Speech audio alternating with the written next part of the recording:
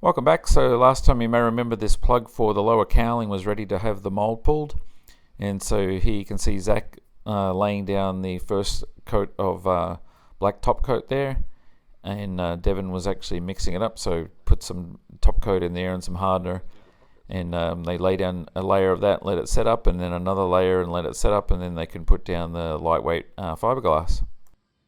And back on the never-ending story of the door lock, so what I've done this time is those little bushes that are on either side of the hooks, I've actually put them in, and they're just sort of a press fit, but I put them in with some Loctite so they can't fall out, because when you're installing the locks you actually have to install the hook sort of as the last process. And you can see there's another set of bushings in there, that's for the pins that go through where the actuators are, and you'll see those later on. But anyway, more steps on the door locks. And you may remember a couple episodes ago I cut this little bracket for the accelerator hook up there, so I've got the hardware for that, so that's bolted into place, so that is ready to go and sit in the fuselage now after we have it all post-cured.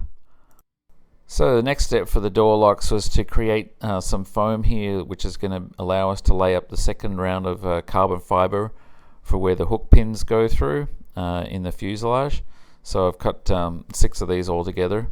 And this is basically how they sit there on top of the previous layup that you've seen, and as you can see the hooks sort of engage into that, and we'll be laying up carbon fiber over the top of that, and then the pins will get the holes will get drilled for the pins, and the pins will slide through for the hooks to engage against it.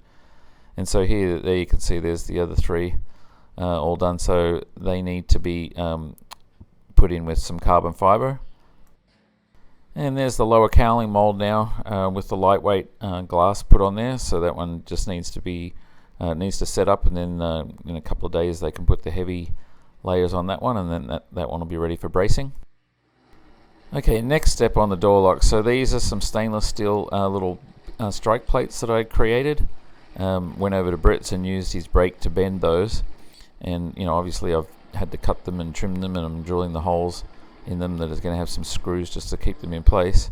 And this is basically where they live there, and so they live on that first layup of carbon fiber, and just a nice solid place for the hooks to sort of lean against and close against when the door's shut. So, and then that foam that you saw just now, that'll actually be put over the top of all this when that's done. So again, step after step after step, it's just never ending with these locks, but we're getting there.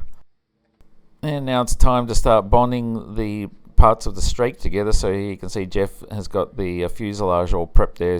He's sanded off the primer there where the flanges are going to be for the strakes, and he's actually in the process right now of just clicking that into place. It's already got all the high sole on, and both the guys are helping him get that oriented. And this is what it looks like, just sort of clecoed in there, a couple of clamps on there, and once he gets it all sort of set and clecoed into place, then he goes around and puts some more rivets in there through the fuselage there, so it pulls it in nice and tight, and you get a good sort of squeeze out on the high sole. And obviously these clamps that he's got in there are holding the lower edge there to the spar, and that little end cap there hasn't actually been bonded in yet. And this is the one that you've seen now a couple of times, so the peel ply has been taken off, and any little bubbles in there have been addressed, and so that one's ready for the heavyweight layers now, but that'll come next week. And here Jeff is doing some final cleanup work on the back wall of the tank for the other side. I believe that one's for the left-hand side of the aircraft, and sometimes the peel ply sticks in the corners there, so he's just sort of working that out with a Dremel tool. And here's Devon and Zach working on putting down the heavy layers now on this mold that they laid up last time.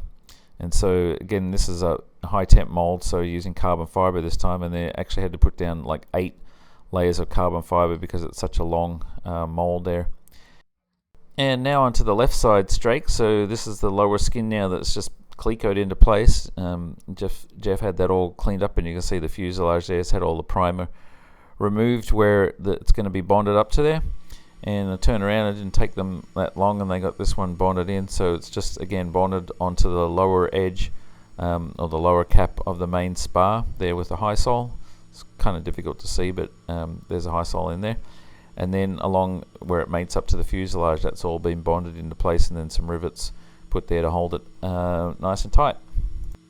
And back on these strike plates, so here you can see you just basically test fitted them into the openings there where they're going to live, and so I need to mix up some resin and flocks and cabosil to bed those in, and this is what that looks like. So I basically bedded them in and put tape around there to stop the whole mixture sort of from running out underneath, and I closed the door on there with the locks to make sure everything's lined up really nicely, and likewise on the other side. So this got done yesterday, and so those are basically in now. So the next step will be to just lay those bits of foam that you saw earlier over there, and then lay up the carbon fiber over the top, and then we're getting pretty close to having those receivers there for the hook locks done. And you may remember last time I bedded this in, this aileron box in with a similar mixture of resin and flocks and cabo, so that's what it looks like after it's been popped back out again, and Jeff trimmed it all off and cleaned it up. So it fits nice and snug in there now, and that'll have some fasteners to hold that in place so it doesn't pop out. And this is now Friday afternoon, so the guys are just, I think, on the last layer here now, so the 8 layers of carbon on this mold to create this mold. So quite a bit of a process, and again this is the one for the leading edge spar for the foreplane, and the one there just behind it and sitting in primer, that's the main spar for the foreplane, so that one's yet to go. Still got a bit of work to do on that one.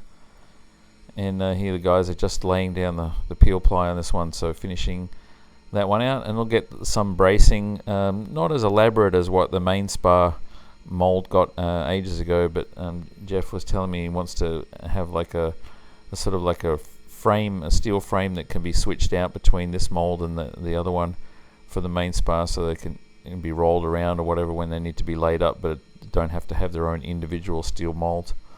So anyway, that one's pretty much done now, and the other one remains behind it.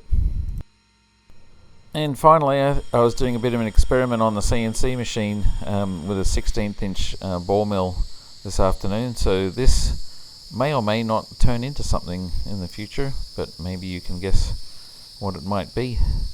Anyway, that is our update for this week, and thanks again for watching, and tune in again next week for lots more exciting adventures and action, and probably more on the door locks.